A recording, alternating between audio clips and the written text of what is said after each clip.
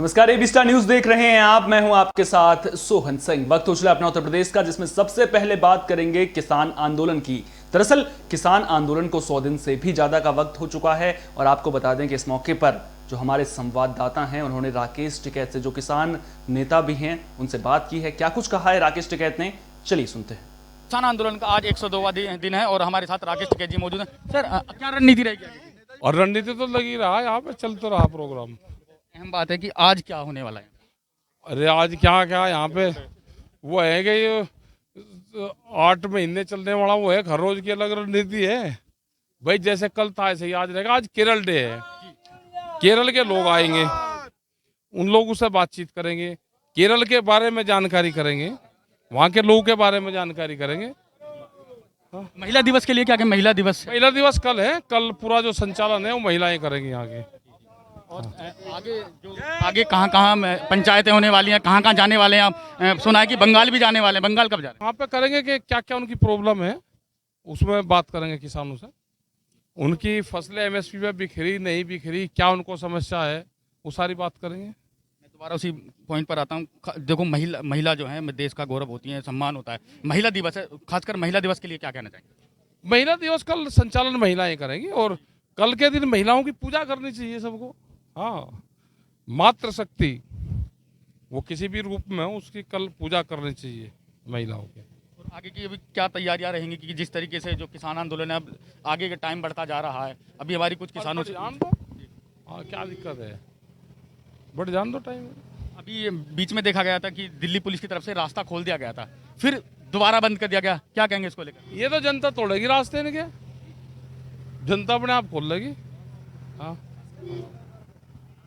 हमारे साथ राकेश टिकैत जी मौजूद थे। हम उनसे जानकारी ले रहे थे क्योंकि जो किसान आंदोलन है लगातार आगे बढ़ता जा रहा है। गाजियाबाद से Nitin Kumar, AB star news. किसान आंदोलन। आज भारत रत्न पंडित गोविंद बल्लभ पंत की पुण्यतिथि है। इस मौके पर पूरा देश उन्हें याद कर रहा है। आपको बता दें कि सीएम योगी आदित्यनाथ ने भी इस मौके पर लोक भवन में पंडित गोविंद बल्लभ पंत की प्रतिमा पर माल्यार्पण किया। बता दें कि देश की आज़ादी में पंत का अविस्मरणीय योगदान रहा है। उन्होंने कई आंदोलनों के जरिए आम जनता को जागरूक भी किया। पंत न सिर्फ एक अच्छे समाज सेवी थे, बल्कि आज़ादी के बाद वो सफल राजनेता के रूप में भी उभर कर सामने आए थे। और आज उनकी पुण्यतिथि के मौके पर उत्तर प्रदेश के मुख्यमंत्री योगी आदित्यनाथ ने भी उन्हें नमन किया और लोक भवन में स्थित उनकी प्रतिमा पर माल्यार्पण किया है।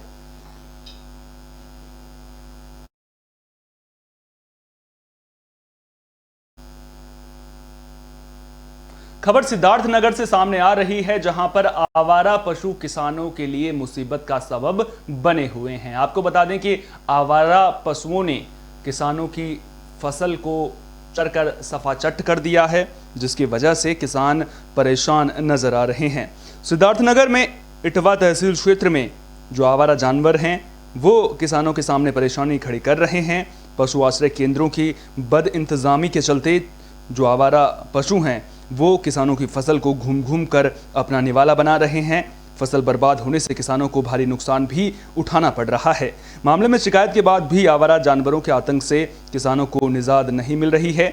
विकासखंड भनवापुर के ग्राम पंचायत छगडेहवा में एक गरीब किसान जगन्नाथ यादव ने रोते हुए अपनी आप बीती सुनाई। उन्होंने बताया कि वे 12 से 1 बजे के करीब अपने खेत की रखवाली कर रहे थे। इसी दौरान थोड़ा समय निकालकर वो घर चले गए, जिसके बाद करीब 100 आवारा पशु उनके खेतों में घुस गए और पूरे खेत को चरकर सफाचट कर दिया। वहीं एक महिला ने बताया कि उनके 4 छोटे छोटे बच्चे भी हैं। कर्जे लेकर के उन्होंने गेहूं की खेती करवाई थी, लेकिन जो आवारा पशु हैं उन्होंने उनकी फसल को चर लिया है। तो एक और योगी सरकार लगातार जो आवारा पशु हैं वो किसानों को किसी तरह का नुकसान ना पहुंचाएं, उसको लेकर के तमाम कवायदें कर रही है, तमाम योजनाएं भी चला रही है। पशु आश्रय केंद्र भी सरकार ने बना दिए हैं, लेकिन परेशानी तब सामने आती है जब अधिकारियों के रवैये पर सवाल उठाती हुई ऐसी तस्वीरें निकलकर सामने आती हैं। क्योंकि केवल पशु आश्रय केंद्र बनवाने भर से काम नहीं चलेगा, कहीं ना कहीं अधिकारियों को अपनी जिम्मेदारी समझनी होगी और जो आवारा पशु हैं उन्हें पशु आश्रय केंद्रों में रखना होगा। वहाँ पर उनके चारे के साथ साथ पानी की व्यवस्था भी करनी होगी ताकि किसानों को नुकसान न उठाना पड़े। बुरा मामला ये है हमारे गेहूँ चढ़ गए, 100 गाय आवत ही, रात भर रखाई था, फिर भी चढ़ गया। कर्जा लेके हमने गेहूँ बोया था। बोए रहे अब वो चढ़ गए बाबू। 4 तो बच्चे हो रहे हैं, 3 लड़की हैं, 1 लड़का खाली है भैया हमरे। ये हमारी परेशानी है, कर इंसाफ। रात भर गाय रखाएं, रात भर रखाए हुए, 4 बजे आग गाय चरी। बुरा मामला ये है हमारे गेहूँ चढ़ गए, 100 गाय आवत ही, रात। आगरा में रामलीला मैदान के पास की जमीन को लेकर के एक बार फिर से विवाद सामने आ रहा है। आपको बता दें कि इस जमीन पर अवैध कब्जे का मामला सामने आया है। आरोप चेयरमैन पति पर लग रहा है। पिनाहट चेयरमैन पति पर कब्जा करने का आरोप लगा है। सैकड़ों की संख्या में मोहल्ला वासी और रामलीला कमेटी के सदस्य इकट्ठा हुए। चौहान वाली माता पर पंचायत भी हुई। इस दौरान माहौल ना बिगड़े, शांति व्यवस्था बनी रहे, लिहाजा मौके पर पुलिस कर्मी भी पहुंचे। कस्बे में तनाव का माहौल देखने को मिल रहा था। आपको बता दें कि थाने पहुंचकर जो लोग हैं उन्होंने तहरीर देने की बात भी कही है। पूरा मामला पिनाहट थाना क्षेत्र के रामलीला मैदान के पास की जमीन का है, जिसको लेकर के एक बार फिर से विवाद गरमाता हुआ नजर आ रहा है। जो सामने जमीन पड़ी है, इसमें 250-300 साल से पहले रामलीला होती थी। उसके बाद ये हमारी जो चौहान वाली माता है उनकी जगह है। यहाँ कुछ असामाजिक तत्व और पिनाहट चेयरमैन मिलके इस जमीन पर कब्जा करना चाहते हैं। हमारे यहाँ पे होली जलती थी, सारे लोग यहाँ पे एकत्रित होते थे। 9वीं को दंगल भी लगता था इसी जमीन में, और इसी जमीन में देखो सामने कुआं भी है, उस पर बीजेक भी लगा है। कुछ लोग फर्जी बैनामा करा के और इस जमीन को घेरना चाहते हैं, इसमें दुकान बनाना चाहते हैं। जो सामने खबर लखीमपुर खीरी से सामने आ रही है, जहां पर सारसों की संख्या बढ़ने का मामला सामने आया है। आपको बता दें कि टाइगर रिजर्व और जो बफर जोन है वहां पर सारस की संख्या में इजाफा देखने को मिला है, जिसको देखकर जो वन्य जीव प्रेमी हैं उनमें खुशी की लहर दौड़ गई है। पहले जहां सारस विलुप्ति के कगार पर नजर आ रहे थे, वहीं पिछले कुछ सालों में सारसों की संख्या में धीरे धीरे ही सही लेकिन इजाफा जरूर देखने को मिल रहा है। आपको बता दें कि पिछले साल यहाँ पर 85 सारस मौजूद थे, वहीं अब ये संख्या 100 के पार पहुँच गई है। बढ़ते आंकड़ों को लेकर जहाँ वन विभाग काफ़ी आशान्वित नजर आ रहा है, वहीं आने वाले समय में बढ़ रही सरसों की तराई में रहने वाले लोगों के लिए एक सुखद संदेश नजर आ रहा है। आपको बता दें कि लखनऊ विश्वविद्यालय के institute of wild life sciences और राज्य जैव विविधता बोर्ड की संयुक्त पहल पर अमिता कनौजिया के निर्देशन में प्रदेश के सभी जिलों में सारसों की गणना भी कराई गई है। तो सारसों की संख्या में इजाफा देखने को मिल रहा है। कहीं ना कहीं इस तरह की खबरें सुनकर जो वन्य जीव प्रेमी हैं उनमें खुशी की लहर देखने को मिलती है। उसकी उपस्थिति उतनी नहीं देखी जाती जितनी कि कृषि योग्य जो भूमि है वहाँ पे या नदियों तालाबों इसके किनारे उनकी जो है अधिकता दिखती है। तो आसपास के क्षेत्र में अभी लगातार मैं देख रहा हूँ, पिछले 2-3 सालों का जो आंकड़ा है उसमें निरंतर जो है थोड़ी थोड़ी वृद्धि देखने को मिल रही है।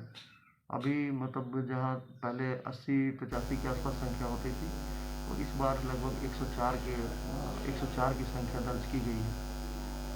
खबर गोंडा से सामने आ रही है, जहां पर गांव टापू में तब्दील हो गए हैं। हम ऐसा क्यों कह रहे हैं, इसकी वानगी ये तस्वीरें खुद ब खुद बयां कर रही हैं। दरअसल लोगों ने इसको लेकर के प्रशासन से भी मदद की गुहार लगाई है, लेकिन प्रशासन भी बार बार आश्वासन तो जरूर दे रहा है, लेकिन लोगों की सुविधाओं का ख्याल यहां पर बिल्कुल भी नजर नहीं आ रहा है। आलम यह हो चला है कि गांव टापू में तब्दील नजर आ रहे हैं। दरअसल 5-6 महीने पहले बांध टूटने की वजह से गांव के गांव टापू में तब्दील हो गए थे। मामले को लेकर गांव के लोगों ने कई बार प्रशासन से गुहार लगाई, लेकिन हर बार लोगों को केवल आश्वासन दिया जाता है, जिसकी वजह से लोग बेहद परेशान नजर आ रहे हैं। दरअसल घाघरा नदी का पानी गाँव में घुस आता है, जिसकी वजह से लोगों की फसलें भी बर्बाद हो जाती हैं। गांव में पानी भर जाने की वजह से लोगों को खासी दिक्कतों का सामना करना पड़ रहा है। तस्वीरें कहानी खुद ब खुद बयां कर रही हैं। आप जरा सोचिए किस तरह से ये लोग अपनी जिंदगी बिताते होंगे, किस तरह से इन लोगों को परेशानियों का सामना करना पड़ता होगा, क्योंकि इन्हें आसपास कुछ भी नजर नहीं आता, सिर्फ और सिर्फ पानी नजर आ रहा है। और ये तस्वीरें कहीं ना कहीं जो प्रशासन है उसके दावों और आश्वासनों की पोल खोलती हुई भी नजर आ रही हैं, क्योंकि प्रशासन हर बार मदद का आश्वासन तो देता है, लेकिन मदद किस तरह से पहुंचाई जा रही है वो तस्वीरें खुद ब खुद बयां कर रही हैं। से हम लोग का घर बह गया है। बंधे से जब कटान लगी नहीं थी तो घर बह गया है, उसी के सिलसिले में हम लोग आ रहे हैं। अभी तक कोई सुनवाई नहीं हुई। सर, हम कितनी बार यहाँ दौड़ दौड़ के आएंगे।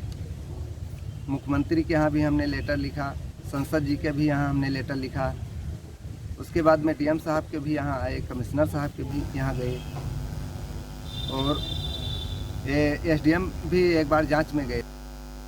गैस की बढ़ी कीमतों से लोगों में नाराजगी देखने को मिल रही है। खबर झांसी से सामने आ रही है, जहां पर गैस की बढ़ी कीमतों को लेकर महिलाएं नाराज नजर आ रही हैं।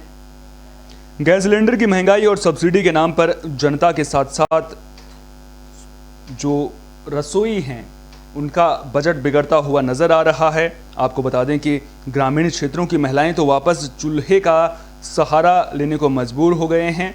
दरअसल सरकार ने उज्ज्वला योजना की शुरुआत की थी ताकि जो भी गरीब तबके के लोग हैं उन तक सिलेंडर पहुंच सके, उन्हें खाना बनाने में किसी तरह की दिक्कतें सामने ना आए। लेकिन जब गैस सिलेंडर इस कद्र महंगा हो जाएगा तो फिर सवाल उठने लाजमी हैं। लोग सवाल पूछ रहे हैं कि आखिर सरकार महंगाई पर अंकुश क्यों नहीं लगा रही है। आपको बता दें कि महिलाओं का आरोप है कि एक और बीजेपी सरकार सर्व समाज को खुशहाल और विभिन्न योजनाओं के लाभ देने की बात करती है, लेकिन इस बढ़ती महंगाई ने जहां गैस के सिलेंडर के दाम चरम पर कर दिए हैं, वहीं आम जनता के साथ गैस सिलेंडर पर दी जा रही सब्सिडी को भी नामात्र कर आम जनता के साथ धोखा किया जा रहा है। कुल मिलाकर देखा जाए तो बढ़ती महंगाई को लेकर के जनता में आक्रोश नजर आ रहा है। ग्रामीण इलाकों में तो महिलाएं चूल्हे पर खाना बनाती हुई नजर आ रही हैं। मजदूरी लगत नहीं लगत कहाँ से भरो।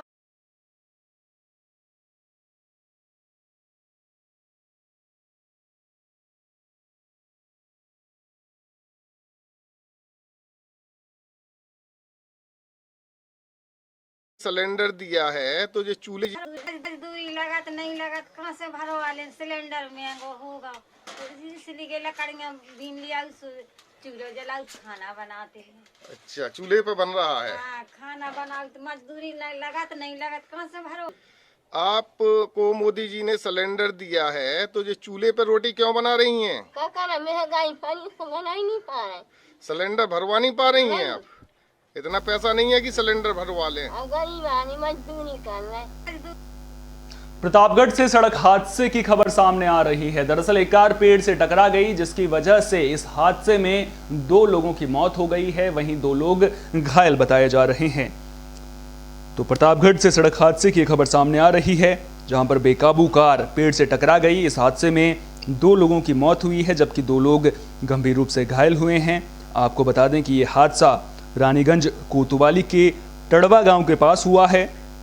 घायल लोगों को अस्पताल में भर्ती करा दिया गया है। आपको बता दें कि कार सवार लोग कानपुर से जौनपुर जा रहे थे। इसी दौरान इनकी कार पेड़ से टकरा गई। बताया जा रहा है कि जिस वक्त ये कार पेड़ से टकराई उस वक्त इसकी रफ्तार काफ़ी ज़्यादा थी, जिसकी वजह से ये हादसा हुआ है।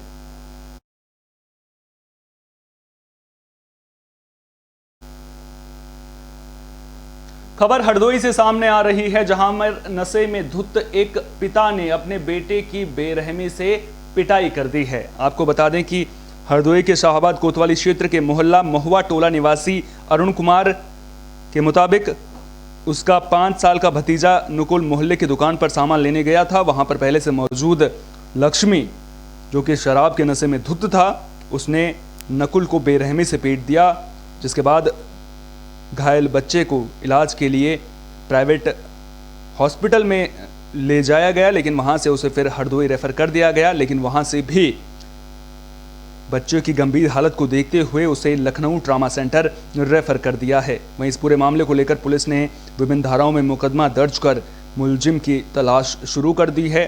पूरे मामले को लेकर क्षेत्राधिकारी शाहबाद राकेश वशिष्ठ ने बताया कि मुकदमा पंजीकृत कर मुलजिम की गिरफ्तारी करने की कोशिश की जा रही है। थाना शाहबाद क्षेत्र में मोहल्ला महुआ टोला में एक 5 साल के बच्चे को एक शराबी व्यक्ति ने पटक दिया है, जो नशे की हालत में था। उसकी थोड़ा मतलब जो सीरियस है उसको रेफ़र कर दिया गया है हरदोई के लिए।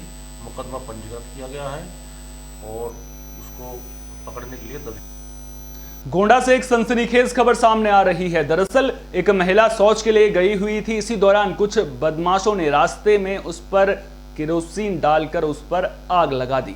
आपको बता दें कि मामला गोंडा के गांव बेनी नगर खैरा का है, जहां पर एक 40 साल की महिला जो करीब रात को 10 बजे शौच के लिए खेत में जा रही थी। इसी दौरान गांव के दबंगों ने मिलकर उस पर मिट्टी का तेल डालकर उसे आग के हवाले कर दिया। महिला आग की लपटों में लिपटी हुई भागने लगी। तभी पास के गांव वालों ने देखा और दौड़कर उसके ऊपर रजाई डालकर आग को बुझा दिया। आग तो बुझ गई, लेकिन महिला इस हादसे में बुरी तरह से झुलस गई थी। महिला को इलाज के लिए अस्पताल में भर्ती किया गया था, जहां से उसे लखनऊ के सिविल अस्पताल रेफर कर दिया गया है। पुलिस अधीक्षक से मिली जानकारी के मुताबिक सूचना मिलते ही घटनास्थल का निरीक्षण किया गया है और उनके परिजनों से बातचीत भी की गई है। वहीं महिला के कहने पर कुछ लोगों के नाम भी निकलकर सामने आ रहे हैं। अब देखना दिलचस्प होगा कि इस पूरे मामले को लेकर के पुलिस कब तक कार्रवाई करती है।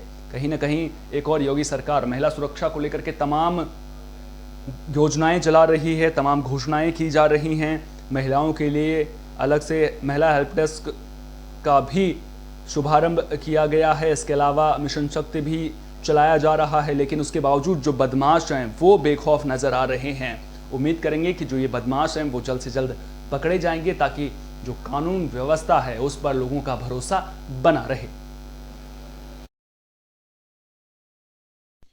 1 मार्च 2021 को थाना कोतवाली नगर क्षेत्र में बेनी नगर खैरा नाम के गांव में एक 50 वर्षीय महिला के जलने की सूचना प्राप्त हुई थी। तत्काल सभी अधिकारियों द्वारा घटनास्थल का निरीक्षण किया गया और उनके परिजनों से बातचीत की गई। अपना उत्तर प्रदेश में फिलहाल के लिए इतना ही। देश और दुनिया की तमाम अहम खबरों के लिए आप देखते रहिए एबी स्टार न्यूज़। मुझे दीजिए इजाजत। नमस्कार।